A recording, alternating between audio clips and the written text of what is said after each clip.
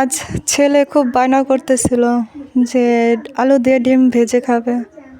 তাই ভাবছি যে ছেলে বায়না করতেছে যখন, তো আলু একটা নিয়ে ডিম ভাজি।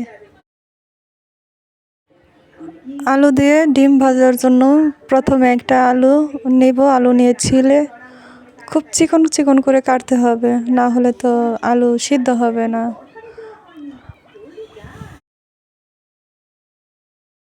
আলু কাটা এখন শুরু করে দিলাম। দেখেন আমি যেভাবে কাটতেছি সেভাবে পারলে তো আলহামদুলিল্লাহ। যদি আমার মতো এভাবে কাটতে না পারেন তাহলে আম কাটার গ্রেটার আছে, সেটা দিয়ে চিকন চিকন করে কেটে নেবেন। কারণ এই ডিম ভাজার জন্য আলুটা একটু চিকন চিকন করে কাটতে হবে। যদি মোটা করে কাটেন তাহলে মানে সিদ্ধ হতে অনেক সময় লাগবে। চিকন করে কাটলে আপনার 10-15 মিনিটের ভিতরে ডিম ভাজা হয়ে যাবে।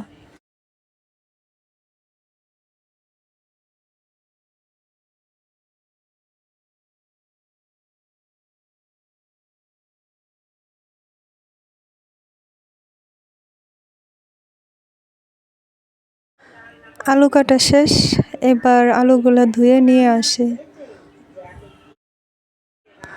আলু ধুয়ে নিয়ে এসেছি।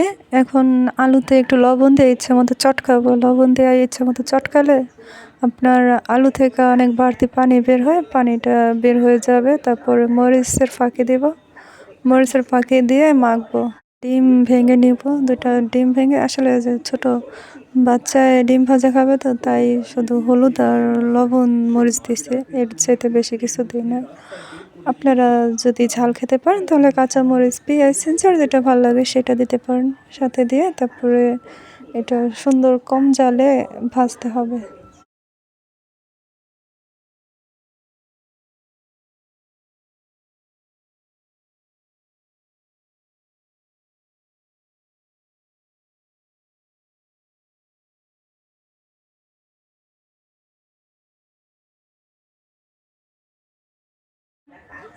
এখন আমরা চুলাতে একটা তাওয়া বসাবো। চুলাতে তাওয়া গরম, হালকা একটু গরম হলে হবে। তাওয়ার মধ্যে তেল দিয়ে ডিমটা চুলায় দিয়ে দিব। দেওয়ার প্রায় 4 মিনিট বা 4-5 মিনিট পরে ডিমটা এসে আমরা উল্টাবো, যাতে 4-5 মিনিটে অর্ধেকটা ডিম সিদ্ধ হয়ে যায়। কারণ এটার ভিতরে তো আলু দেওয়া, তাই একটু সময় লাগবে ভাজতে।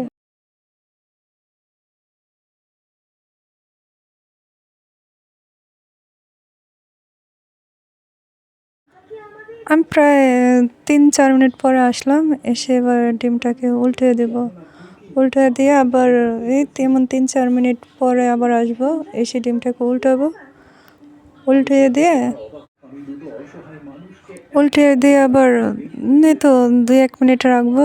রেখে ঘরে নিয়ে যাব। মানে একটু খুরসুনটার উপরে উঠে রাখবো, যাতে ডিমের থেকে যে বাড়তি তেলটা আছে ওই বাড়তি তেলটা বের হয়ে যায়। ডিমের ভিতরে অতিরিক্ত তেল থাকলে খেতে মজা লাগে না। আমার ছেলে তেল খেতে পারে না। আর এমনি এভাবে ডিম ভাজলে ডিম অনেক মজা লাগে। আমার ছেলে ডিম পেলে তো অনেক খুশি হয়ে যায়, পাগল হয়ে যায় যে আম্মু এটা ভেজে দাও, আমি এটা দিয়ে ভাত খেয়ে স্কুলে যাব।